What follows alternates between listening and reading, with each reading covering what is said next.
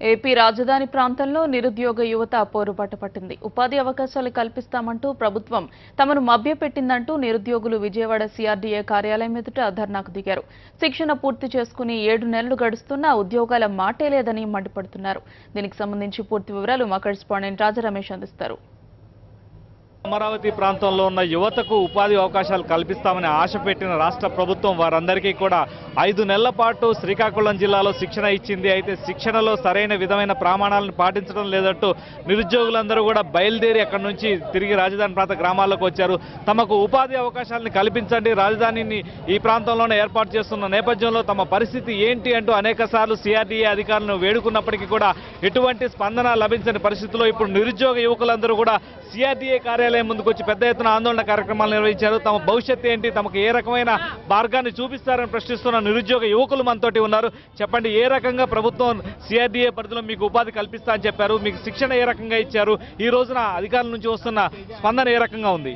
వాస్తవంగా సిఆర్డీఏ స్పష్టంగా చట్టంలో చెప్పింది, రాజధాని 29 గ్రామాల యువత యువకులకు ఉపాధి కల్పించే బాధ్యత మాది అని చెప్పింది. దానికోసం ఏపీఎస్డీసీ ద్వారా ట్రైనింగ్ కూడా పంపించింది. అయితే ట్రైనింగ్ బీటెక్ విద్యార్థులు రకరకాల కోర్సులు చేస్తున్న వాళ్ళందరికీ విడివిడిగా కంప్యూటర్ సైన్స్, ఎలక్ట్రానిక్స్ ఇలా విడివిడిగా ఇవ్వకుండా అందరికీ కామన్గా ఈరోజు ట్రైనింగ్ ఇచ్చింది. ట్రైనింగ్ పూర్తి 5 నెలలు వేస్ట్ అయింది.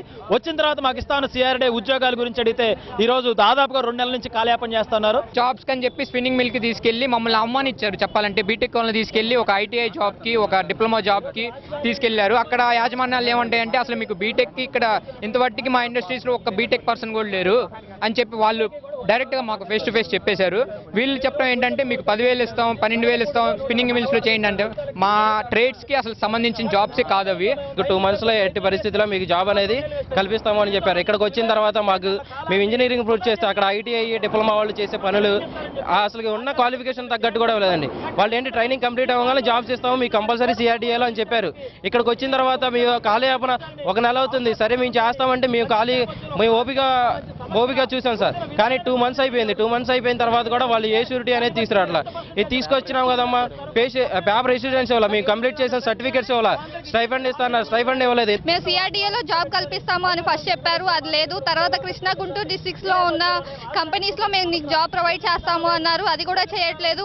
వచ్చి 45 డేస్ ఆల్మోస్ట్ మొత్తం మాకు 7 మంత్స్ టైం అనేది వేస్ట్ అయిపోయినా కానీ ఇప్పటి వరకు మా గురించి పట్టించుకున్న వాళ్ళు కానీ, రోజు కమిషనర్ని మీట్ అయినా కానీ, ఎమ్మెల్యేలు మీట్ అయినా, ఎంపీలు మీట్ అయినా మీకు జాబ్ ఇస్తాం అంటున్నారు కానీ ఏ జాబ్ ఇస్తారు, ఈ టైంకి ఇస్తాము, ఈ జాబ్ ఇస్తాము అనేది చెప్పకుండా మా టైం అనేది వేస్ట్ చేస్తాం. మేము వేరే జాబ్లకు కూడా వెళ్లకుండా ఇక్కడే ఉండాల్సి వస్తుంది. మాకు అసలు ప్రామిసెస్ అనేది నెరవేరుస్తారో లేదో మాకు చాలా కన్ఫ్యూజన్లో ఉన్నామండి.